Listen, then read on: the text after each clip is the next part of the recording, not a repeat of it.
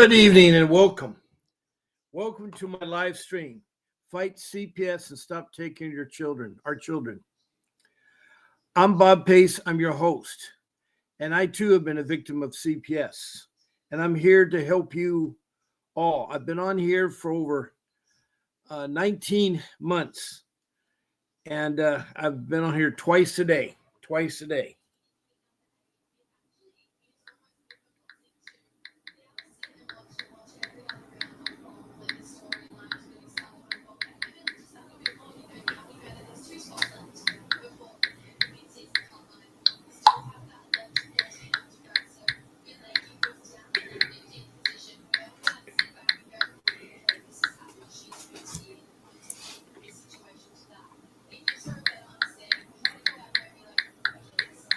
So the way you found me is that you found me on Facebook. That's what I'm writing right now. And you found me, the Fight CPS, Stop Taking Our Children.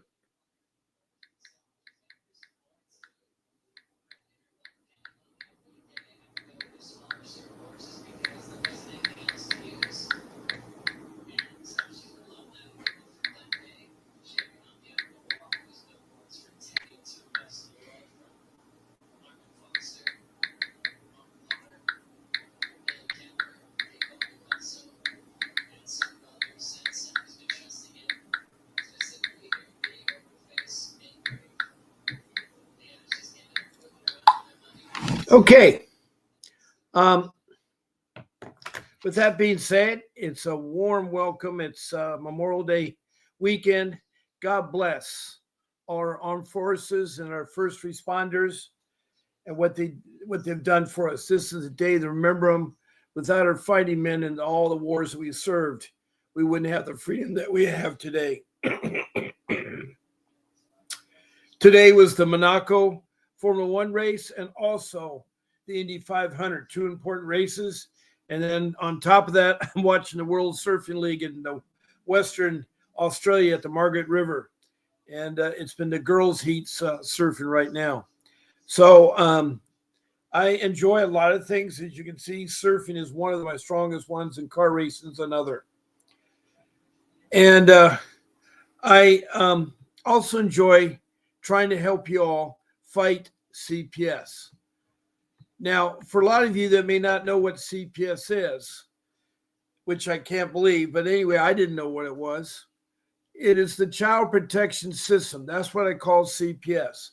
It's found in every county in every state and worldwide, but it has numerous names, and it's just too hard to sit there and talk with Department of Children and Family Services, Department of Children's Services, the Child Protection Services, the Cabinet, and so forth. So we got a call here. Good evening and welcome. And who do I have the pleasure of talking to? This is Rain Becker. I've spoken with you before. Okay, what was your first name again? Rain. Lean. And where are you from, Lean? Texas. You're from Texas. So in what part of Texas? Fort Worth. Okay, we have Lean from Fort Worth, Texas. She says she's talked to me before.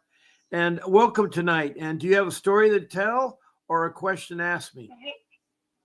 Actually, a little bit of both. I wanted to Okay. get an update on Sure. the situation with my child and kind of see where we're at now. Okay. All right.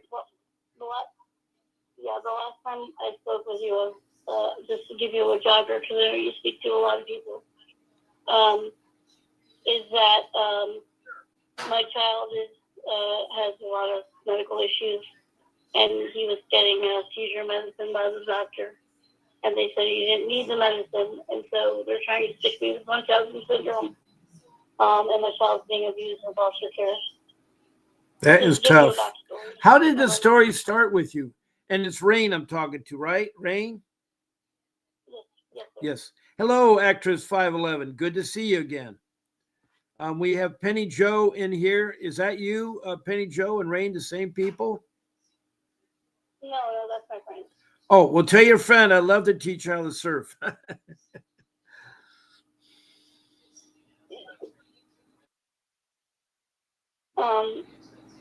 So my son's been in foster care since New Year's Eve.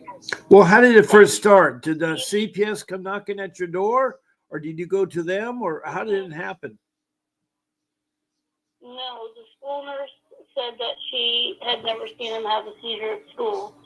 And so since she never seen him have a seizure at school, he must not need seizure medicine that has been prescribed to him by the neurologist. Ergo, Munchausen syndrome. That's how it started. Did you when you fill out the emergency card, did you put on there that he has seizure medicine and that if he goes into seizure, he's supposed to take it? Did you explain that to the school? I did. And they knew about it. Yes, they did.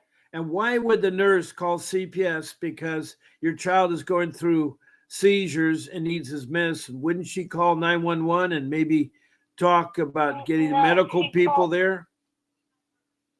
No, she called because she called CPS because she hadn't seen him have a seizure.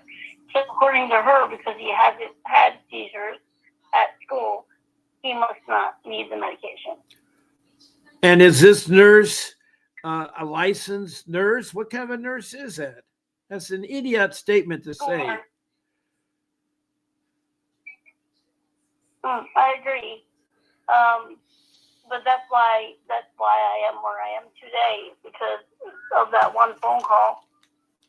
They've done a psychological evaluation on me, and they've got me now tagged, diagnosed as fictitious disorder imposed on another. My son's been moved 8 times. He's had 6 black eyes now. He was handcuffed in school about 2 weeks ago. He's 10, autistic. 10 and has special needs, right? And so they took him because he didn't do any exhibit of seizure. That's the most stupidest thing I've ever heard of yet. Right. Since then, he's had an EEG, and the EEG report says he's positive for seizures. I still don't have him back. Not even that. But we went to a special hearing last week. And tell me how we're 6 months in, and now the state has convinced the judge that I'm not the mom, and they're ordering me to court-ordered maternity test. This is the craziest thing I've ever heard in my life. Okay, question. Do you have a birth certificate? I do. They won't accept it. Now, when the birth certificate is presented to him, is your name on there? It is. And is your child's name on there? It is. And do you have a driver's license? I do. And you showed that 2 pieces of evidence to the judge, and the judge does not buy it? No, they think I fabricated the. Well, how would you fabricate a driver's license? I mean, this place in Fort Worth, Texas, the CPS outfit must be really, really bad. Yeah. Well, so basically now I have to be on court order to have a maternity test because 6 months in, they're questioning whether I'm even his mom. Above and beyond that, I was court ordered to go to parenting. I went to the parenting class they sent me to. I have a certificate from the parenting class they sent me to. But in court, they decided that wasn't the right one. It's not good enough. So now that doesn't count towards my case plan. Also, they sent me to a counselor. My counselor came to court and was testifying on my behalf, saying my child should come home. And the judge decided in the middle of his testimony that he's not qualified to counsel me anymore, and dismissed him off the stand, and said now all the counseling I've done doesn't count either. So now they're holding me in non-compliance of my case plan because according to the court, I haven't done anything. Okay, can I ask you a question? Did you hire a professional attorney?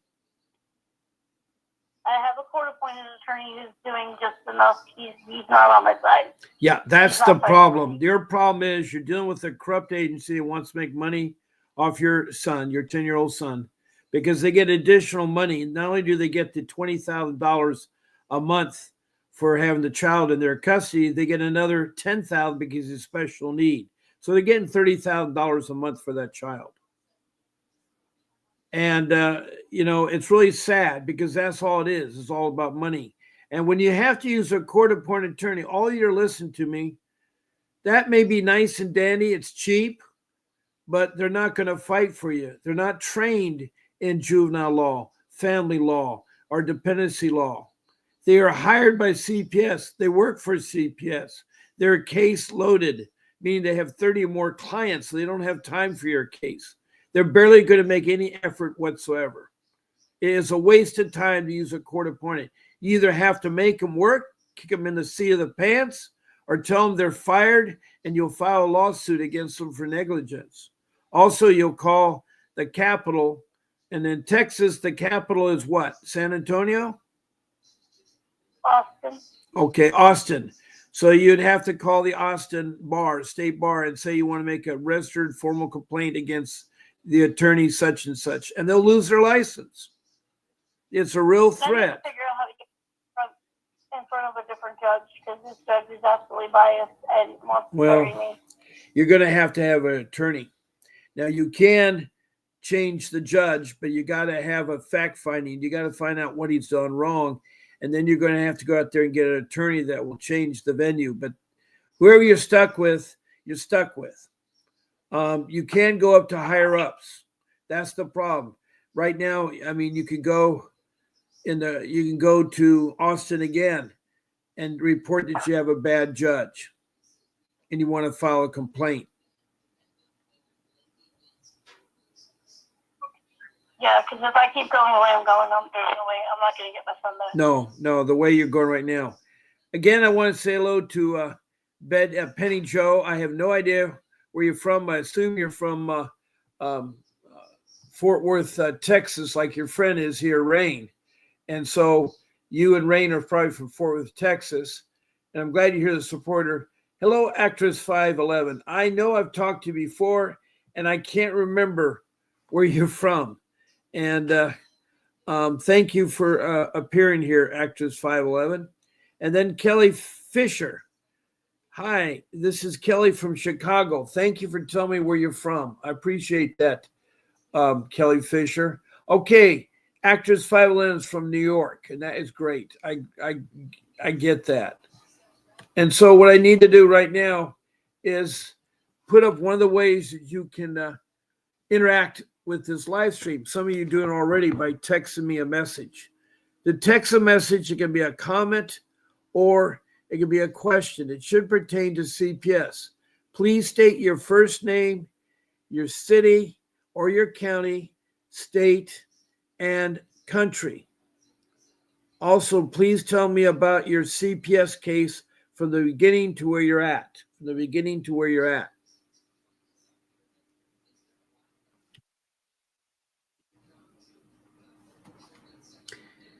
Now, that's one way that you can interact with this live stream. Now, Rain, do you have any family support? No, just me.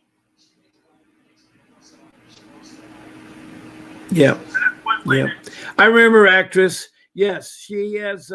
She was visiting Canada on a vacation, decided to stay at a homeless shelter, and the Canadian government thought that she was she was homeless. And so they went ahead and got their children, but then she's in New York, I guess where she's from originally. She has an apartment, and then something with Florida. I don't know if it's a relative down there that made the complaint up in Canada. I don't know. But I am trying to help her out. She has a really terrible, terrible case. And so her kids have been taken away from her. Now, Rain, yes. What are your chances of finding an attorney? Do you have any family that can support you? I don't. I have nobody that can help me. And there's one attorney here in Fort Worth that specializes in Munchausen, and that's the attorney I feel I need to handle this, because nobody else knows what they're doing. They're all throwing darts in the dark, and they're never going to hit the target. And the judge and the system has given me a moving target that I'm never going to reach, because they tell me to do something and then they decide, nope. Yeah. Well, that's wrong, Rain. Excuse me. I think there's a lot of illegal things going on in this case, and I need to get it in front of the right person, because this can't be. This can't be. Yeah, yeah, I agree. I agree. And you If have they no. really had Go ahead. if I was the mother or not, wouldn't they have asked for that when they first took him, not 6 months into the case? This is silly.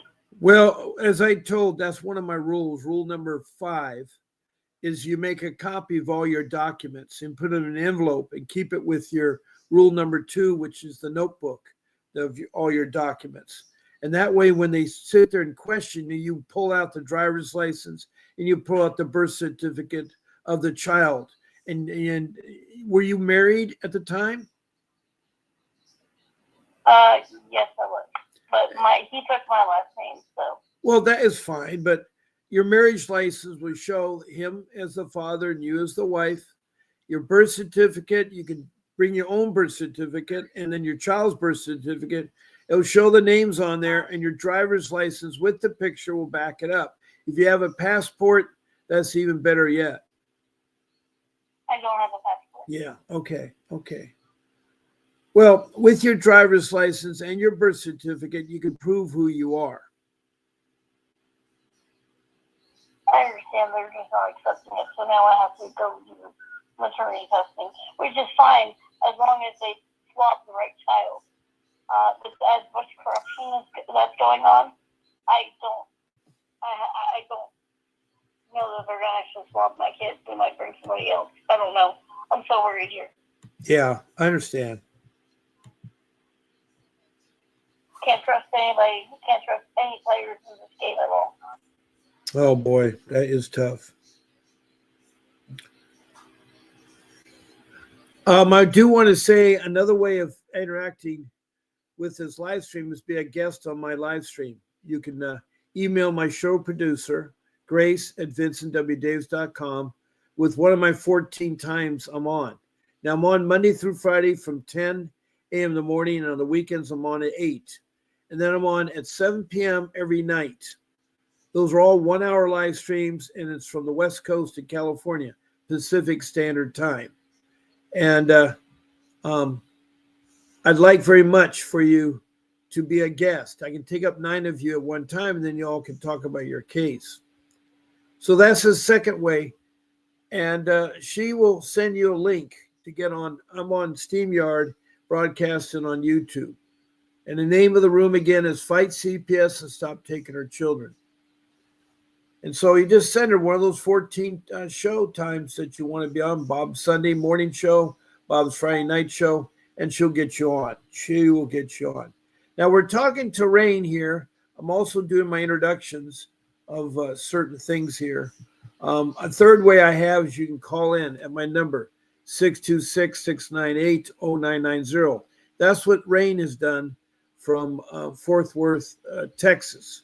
She has a horrible case where the judge, for whatever reason, they don't believe that she's the mother. She says that she has her driver's license, a birth certificate, but I guess they still think that she's faking it or something. They're just giving her a hard time. That's all they're trying to do. Meanwhile, this child has special needs.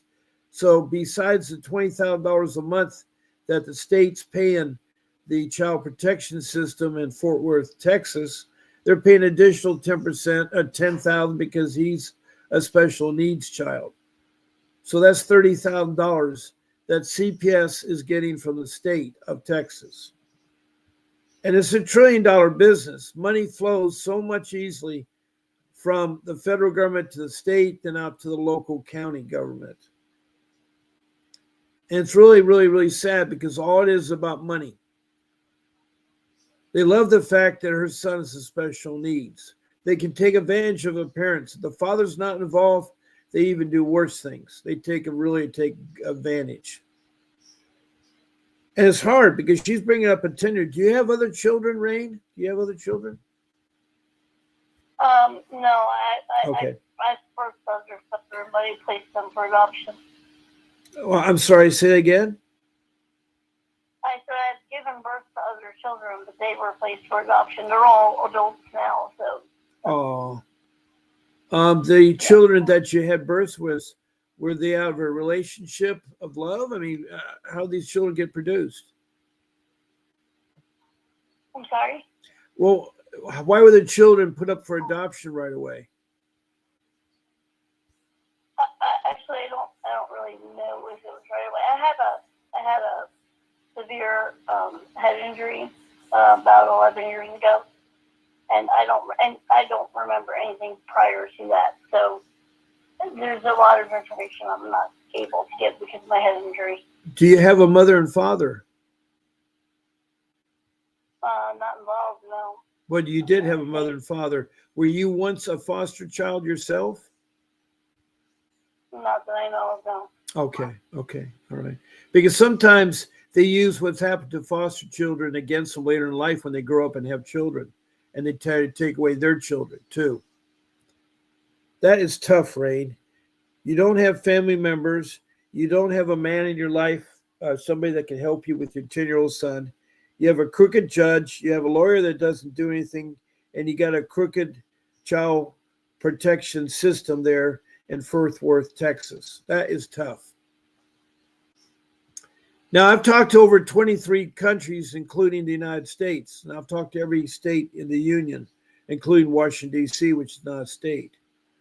But I'm really sad that you're going through all this, Rain, because you shouldn't have. You sound like a real sensible mother that cares about their child. What was your last court hearing about? What was your last court hearing about?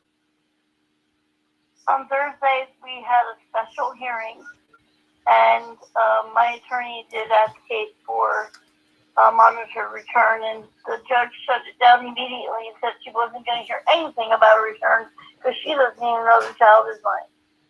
And then we went into the black eyes, the handcuffs, the what in my opinion abuse that my child sustaining. And what did the judge say about that? He's better off in foster care than he is with me, even though he's never had a bruise a day in his life with me. No, but what about how about the handcuffs and the bruises? What did the judge say about that? Oh, well, it's sad that he was handcuffed, but, he's not in that school district anymore, so it's like they want to skirt over everything. Because he's not with me, he's better where he is. That's all they care about. Well, how's he better where he's off if he has bruises and he was handcuffed? Because he's not being medically abused. Because I have a serious mental illness that they keep harping on.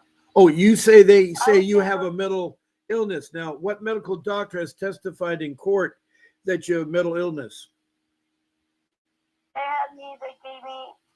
They made me do a psychological evaluation.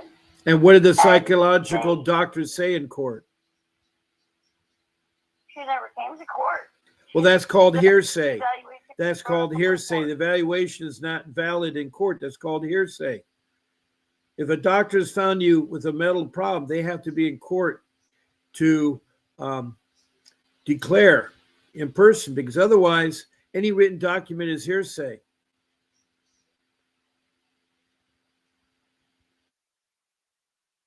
That's interesting. I'm just telling you, a preponderance of evidence has to be submitted to take your child away. That child has to be in extreme danger to not have the child with you right now. What extreme danger have you exhibited towards the child?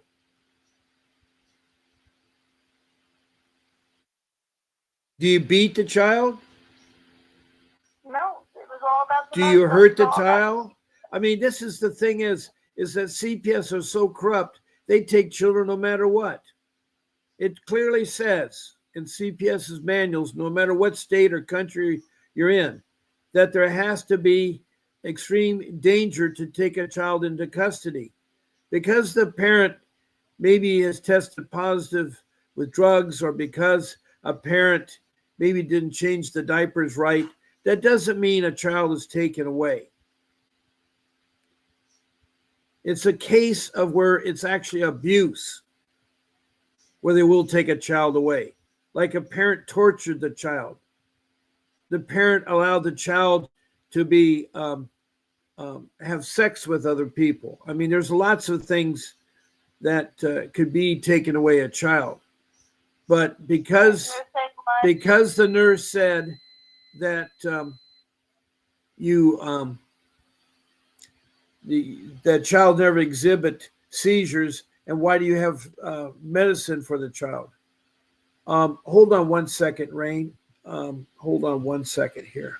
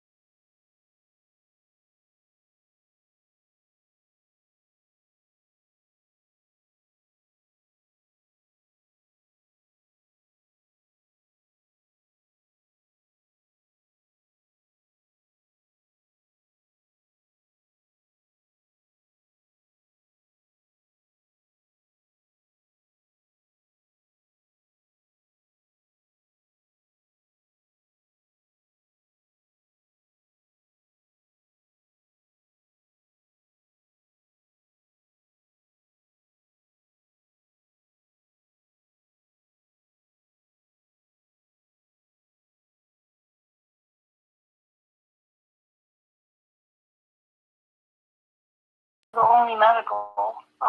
I'm back, by the way, people. I'm back.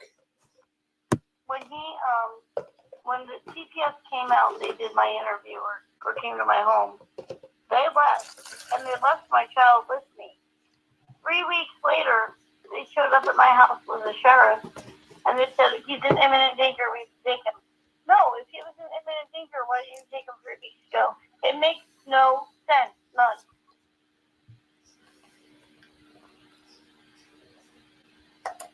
Why did you let CPS in your house? Because I had to. Who said you had to? I thought it was the law that you have to let them in. But No, the problem that people don't know, they don't know about their constitutional civil rights. Police or CPS cannot come in the home. Only 3 ways they can come in. If you or a member of the household opens the doors and invites them in, or if they have a warrant where they went to the judge, a legitimate warrant that gives specific directions what they could do. Talk to you, remove your child, enter your home, search your home. They have to have a warrant.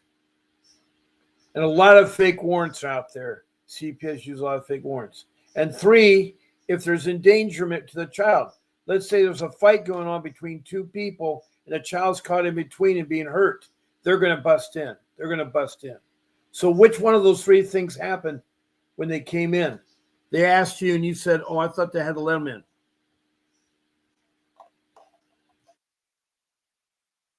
Yeah, she knocked on the door and said she had to speak to me. So, I mean, I thought it would be in my best interest. Yeah, well, it's your Constitution. She's validated. She's interfered with your constitutional rights, your civil rights. Your home is your castle. When your door is closed, the drawbridge is up. No one can come into that home unless those 3 things I talked about. 1, you gave permission, which you did. I did the same thing. Don't feel bad. I made the same mistake. I thought I could trust the government. I thought I could trust the police, but I found out there's bad polices and bad government. And you learned the hard way because then they got an upper hand on you.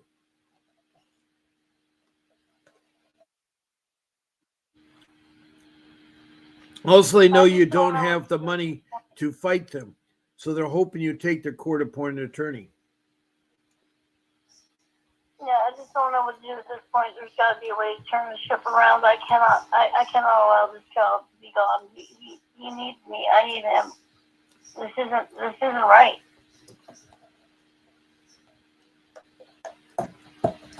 Well, Rain, because you called on tonight's show, I'm going to reward you with a 15-minute private Zoom conference with my attorney, Vincent Davis.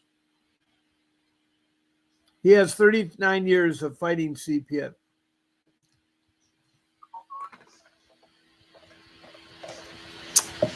He's a trial attorney. He's schooled and licensed in the area of juvenile law, family law, and dependency law. He has gotten back thousands of children back from CPS. He's also done civil lawsuits where he sued CPS and won millions of dollars both in state court and federal court. Now, he does other states and so forth, but here's a chance for you to talk to him. You only have 15 minutes, but use those 15 minutes very wisely. Make your list of questions and prioritize them, the ones you want to answer first, and go through them. He's not a clock watcher. He'll give you an honest answer and help you. Now, you can call in again and again and again, so you have more 15-minute conferences. So you get all your questions answered. Or you can sit there and talk to him about what he would cost for him to come to Fort Worth, Texas, and fight your case. Now, he is an expensive attorney. Right now, in LA County in California, he has a retainer of $5,000. He's a $500 an hour attorney. I asked the other day how much would it cost for a couple in Georgia, Atlanta, Georgia. He said it'd be $12,500. So it is expensive because in that $12,500 is his per diem, which is the transportation, air and ground, the hotel, and of course food, because he's not near his home and he has to eat, he has to sleep. He has to get from the airport to the court and to the hotel. He also puts in the cost of getting a license in Atlanta, Georgia. Anytime you practice law in other states, you gotta pay for the license fee. And a lot of attorneys won't keep all 50 state licenses because it's very expensive. I don't know how much it is in Atlanta, Georgia. But I do tell you this, that you'll be able to talk to him and hopefully he can give you suggestions what you need to do. Okay. I know How that's... do I get that done with? Well, I'm going to tell you here in a second. I just want to answer my people that have text in the room. Cruel, who's Felicia from Oxnard, California, in Ventura County, says, "Hello, Uncle Bob. Can I call? I need a second opinion." Sure you can. After Renee is through talking to me, you can. There's still plenty of time. And Renee Becker, boy, that's somebody else there. I don't know where you're from, but this is good information. Well, thank you, Renee. Oh, that's me. Oh. That's a picture of myself. Oh, okay. Thank you for putting that up there. Yeah, I have Renee Becker, who's from Fort Worth, Texas, who has a terrible case about her 10-year-old son. That is good. And Actress 511, you have a question too. Boy, oh boy.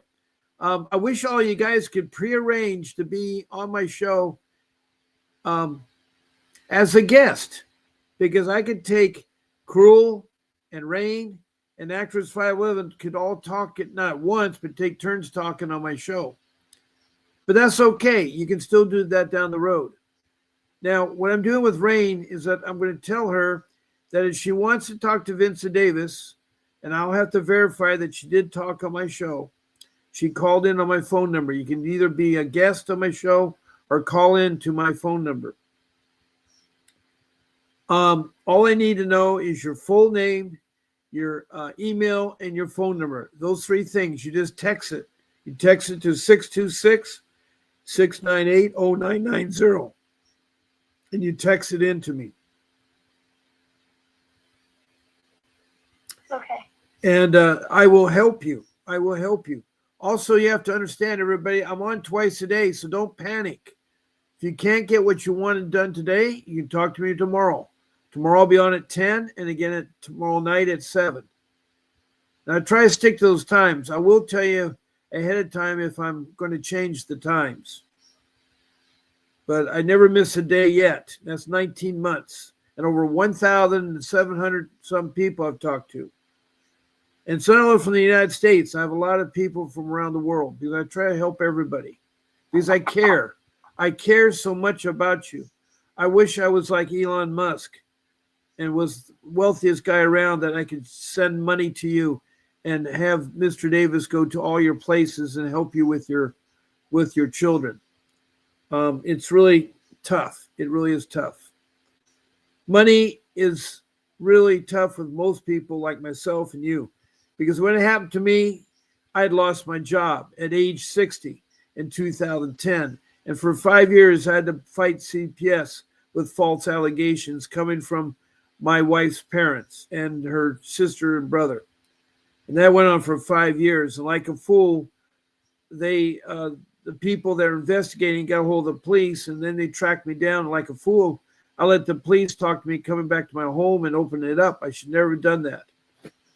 I should never let them into my life. My life was miserable.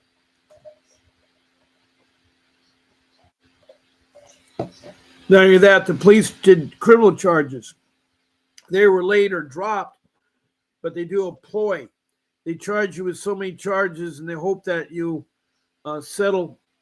They have something to settle on. It's terrible how they do it, because CPS won't take care of your case till the criminal charges are taken care of.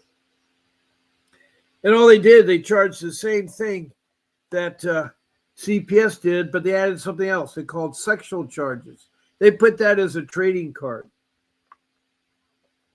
They don't have to say what charges are. They just put that on there. And since I had 3 children, it's 3 counts, and it's sad. It was really sad. But I got it dropped after a year. But I had to do a plea bargain. The plea bargain was to drop the charges against my wife and drop the sexual charges against both of us, and then settle for piling my mother and father's furniture too high, or boxes too high. Even though my children were taller than the boxes, I was sorting my belongings to my parents had accumulated in 55 years of marriage. My dad had died. My mom wanted to give the stuff to relatives, so I used my living room as a sorting area. Because one of my rooms was stacked up with furniture and boxes, they said that was negligence. Even though each child has his own bedroom and bathroom, and there's a whole upstairs. There's also a family room, a kitchen dining area, a formal dining room, a side bed study, a bedroom and study. I mean, it was, I don't know. It was terrible. It was my forever home, and I had to sell it to hire Mr. Davis. I had to sell my home. Okay, Renee, do you have anything else? I don't know right now. Okay, if you think of anything else, don't forget to text me that info. You promised me? Okay. You would text in your full name, your email, and your phone number. And thank you for calling in, Renee. Okay, Cruel asked me first, and then actress 511 asked me second. So Cruel, if you want to call in, go ahead and call in right now. Go ahead and call in right now. It's 626-698-0990, Cruel, and go ahead and call in.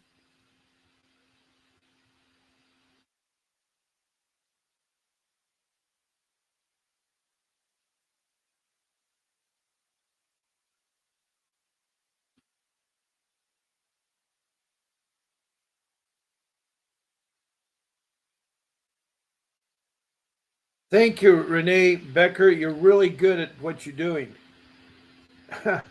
She is so quick. I got her full name, her email, and her phone number, and I'll forward it on to my producer. Now, Felicia, I'm asking you to further call me. Oh boy, there's 8 new messages. Okay. I think this is Felicia. Is this Felicia? Yeah, it is.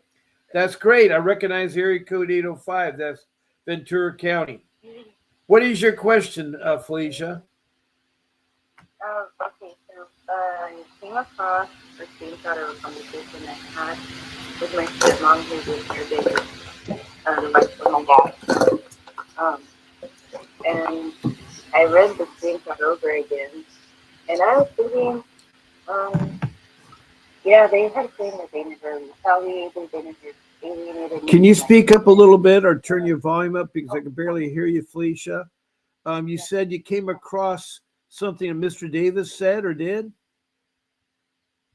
Yeah, so I said I needed a second opinion, and All right. I said that because What is it he said or In did? response, I'm sorry. What did he say or do or did? Mr. Davis. Can you hear me?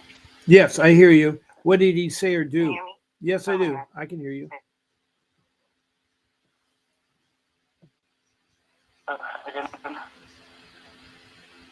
Anyways, I gotta find that. Oh Jesus. It's okay. Be calm. Be calm.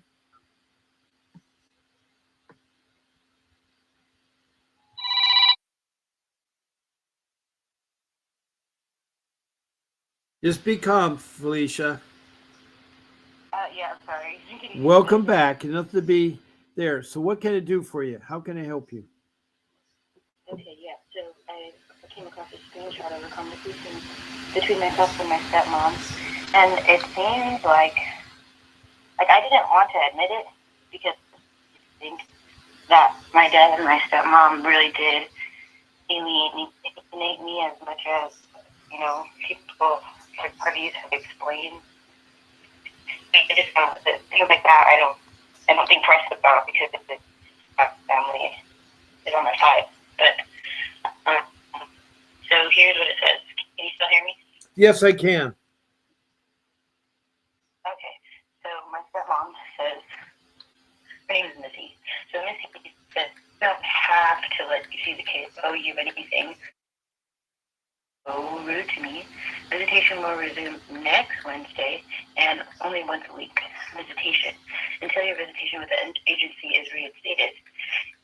This looks like it happened May 22nd, which is way before July, which has been my rights were terminated was until July, May to July. So 10 months prior to that, my stepmom believes that she has liberty to modify my visitation schedule at all. And she says, yeah, so I was going through a point in time, this lasted maybe 3 or 4 months, that I was trying to arrange the services that I needed to participate in and keeping my visitations, inconsistent. My stepmom didn't want to change the visitation time. My stepmom didn't want to change the visitation time to allow me to attend my morning intensive outpatient group therapy sessions. And so without attending, then I don't get the credit, and I don't get anything for partially attending the course, regardless if it's for my kids or not. And so I just wanted to know retaliation to you, because I don't think I've heard Vincent Davis say need to go to the judge to alter or modify visitation schedules. Well, you should, because the social workers, they think sometimes the authority to just change it all willy-nilly, but I guess they don't. Yeah, social workers can make a modification, but they should run it past the judge in court.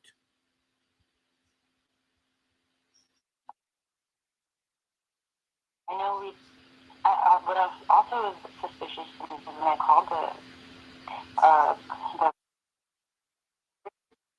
she says that she's showing 10 different hearings for the trial, which I don't recall there being 10, but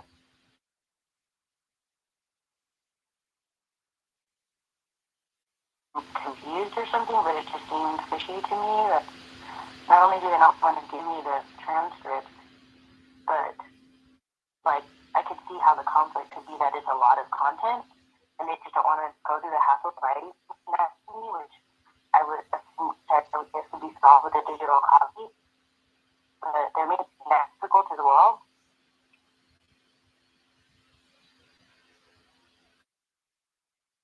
I understand. Go on, Felicia. Go on.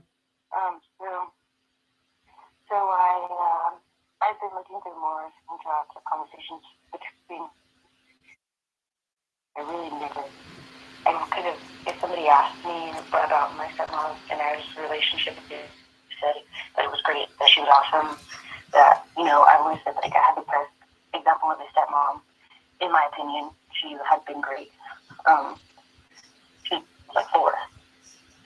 Also adopted. She's an immigrant. She actually came from the Philippines. Her mom, I guess, died in the Philippines after she was born, and so she ended up here in the States with an adopted family. And they adopted her when she was like a preteen. And so I would think that she may understand a little bit, what it's like to be in my baby's shoes, but apparently she doesn't give a shit. Prefers my kids to be separated from their mother, which is weird. It is weird. It really is weird. So my daughter's birthday is on Wednesday. Uh-huh. She'll be 2. Oh, okay. I still haven't seen them since September 15th. Wow, that's a long time. How about your mother? Have you found out where your mother's I don't know at? where my mom's at. I don't know where she's at. Why does your brother be difficult about that? I really have. I've yet to find that out still to this day. I mean, he did say during the conversation we had with the social worker back in February that he's proclaimed for June 17th for the day that I just ultimately royally stabbed Jack. And it's hella crazy because he believes that I had done this by way of chilling in my garage with my mom. And the way he describes it to other people is that my 2 friends were posted outside my garage door, like the Queen's Guard, to prevent my house from being sold, which I don't understand that because I couldn't hire anybody to stand outside my garage door long enough to intervene with the sale of this house. Like, we're not even close. I'm still in the house, so they can't be close to selling it at all. Oh, I thought you were out of the house. No, it was just me here at home. I came back home. I turned on my gas and my electricity, and my water is temporarily on because there's a lot of conflict with the city and their rules and regulations, and my ability to start the water service. And not also, I still need to get the code listed from code enforcement. I called the code enforcement guy who has been my point of contact since the code was placed on my home. And yeah, you need to get the water bill in your name, and she has to cut the off first, has to bill, and it's clear that my brother's not interested in doing that for her, obviously. But I don't know when that will be resolved, and I don't know how it will be resolved, but they're going to have to get the money somewhere. Okay. So once my biggest kind of like not hamper, I'm just kind of I'm anticipating it. I just don't want it to happen. But Okay. my brother has to get the code lifted to sell the house at all, right? Because we just have. Okay. I had aspired to get the code lifted on my own, which I totally could have accomplished by now. The only reason I haven't is because then he could sell it, and so if he were the one to do it, it would take him a lot longer, and therefore giving me a lot longer of a time to straighten all this out. I'm still waiting in the mail for whatever the response would be to the response that I filed about a week ago now. And so there's I'm looking for this screenshot. So I told my stepmom that my dad keeps telling me talk to Missy when I ask him questions about my children. I don't think that he should have to refer me to her, but she's the one who spends the most time with them, so I get it. And like I said, our relationship prior to all of this have been relatively decent. I spent a lot of time with her. I helped her raise my younger brother and sister, so we have to enjoy it at least a little bit. But my dad keeps telling me to talk to her because she's now telling me to talk to him. Now they're both doing the same shit, and obviously, I'm like, you guys obviously must not be communicating well because you're both telling me to do the same thing. Right. So, is it one of you guys is expecting the other one not to? Yeah. And you're just continuing to do it? Or you guys both mentioned to each other that you're both doing it and you guys don't want to Like, Right. I don't understand. So, I told her this, and she said, in a text message, like I said, talk to your father. He's expecting you. Okay. And Okay. this is a classic fear-mongering tactic, by Missy and my dad. She was like, he's expecting you. And I said, expecting me for what? Because last time I talked to him, he said to talk to you. So I'm going straight to the source. She said, not in this case. I already told you, and you don't want to hear it, which is fine. Now I'm telling you to take all your abuse complaints to your father, Tom, and your lawyer. As a matter of fact, Tom said to give him a call when you get there. I said, you told me that. And I said, oh, perfect. Tom has now joined the bandwagon. She said, I told you no house visit, not approved. That's what you don't want to hear. And I told her I tried to talk to Tom, who is a permanency social worker in Newton County. Tom is so lovely. When I was switched from my regular social worker to Tom, the permanency social worker, like immediately prior to the 2-6 hearing, I was calling the social worker of the day line. I was calling my previous social worker. I was calling anybody in the agency, human services, to ask who the heck is my freaking social worker right now, because I have questions, and my old social worker, she can't help me. And I know somebody's my social worker right now because I'm supposed to have one, so who the heck is it? It took me literally 2 weeks to figure out that Tom was my social. Also, Tom, even he alluded to the fact that he knew that I was on his workload, but that he didn't think it was important enough to address, or he didn't think that I was paying attention enough to expect for him to reach out to me. Mm-hmm. And so, I guess, but I would only assume that if people were saying anything, prior to us meeting in the first place. But by the time I did talk to him, I said, hey, I have a thing about this, that, and the third. And he said, well, I'm not really your social worker. I'm your dad and your stepmom's social worker. And I said, so because you're their social worker, you can't ask a question, or because you don't know whose social worker you are, you can't answer my question? And he said, well, my job isn't really to help you. My job is really to help your dad and your stepmom. And I said, okay, then why are you my social worker? Who's my social worker? He said, it's me. I was like, great, we got a crazy guy on the case. Awesome. And so he can take a jackass for the rest of the time. But, yeah, he ambushed me on the park playground while I was playing with my kids. I was literally laying on the ground. My children were running around me, and we were having such a great time. And he decided to pull up on us on foot, scared the crap out of me, forcing me to sign this one sheet of paper really quick so I can get out of your hair by. And I said, well, can I read it? Like, I don't have time to read it. I can't do it now. I can't read it now. You want me to sign it right now? It's not going to happen. And he was like, well, I just need you to sign it so that I could go. And I was like, well, can I take a picture of it before I sign it? He said no.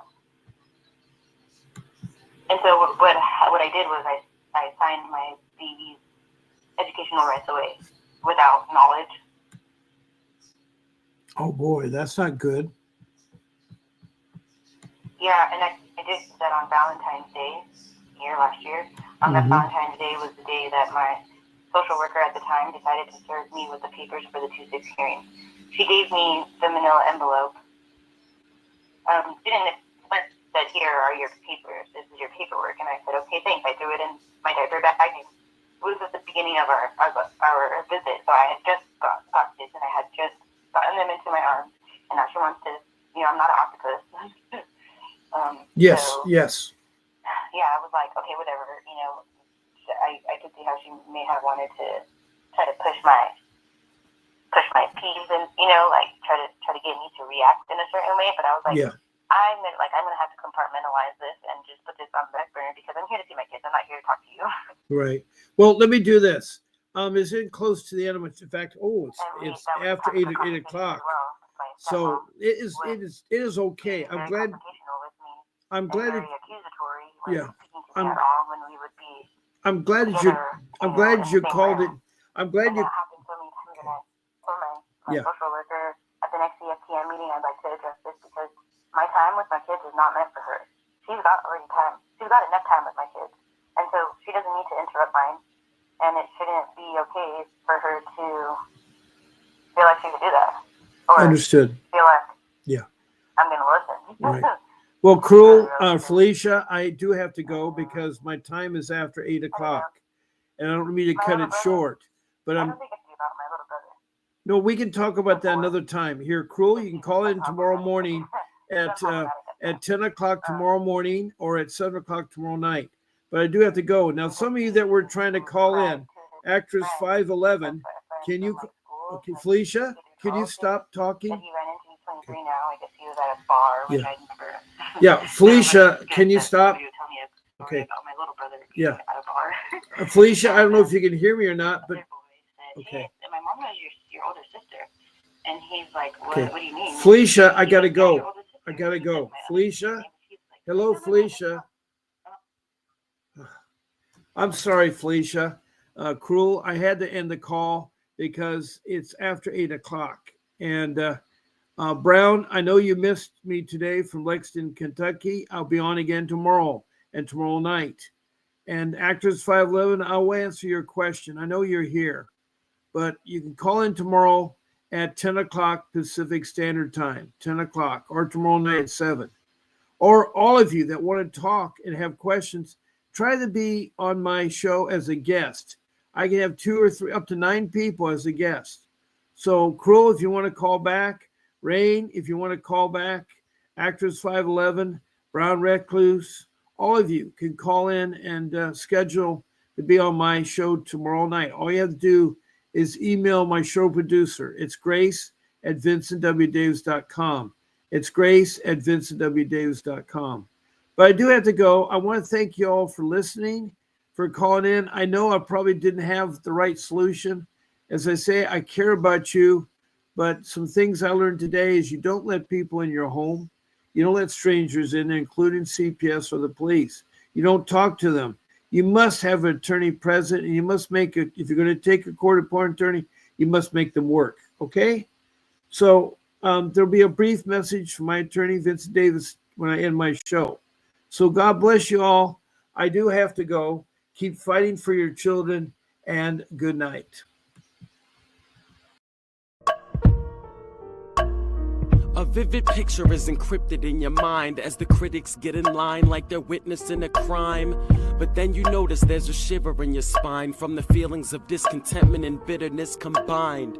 Heartbroken when you listen to the judges, another kid's innocence corrupted. And if you go against it, it's destructive. Consider this predicament the toughest, but we believe in a system fit for justice. Child Protective Services only pretends to save it. The one solution for this is worthy of instant praises. 30 years of experience with relentless cases. Allow me to introduce them. This is Vincent Davis, defending you when they don't think a mother fits the role. Is it juvenile dependency or government control?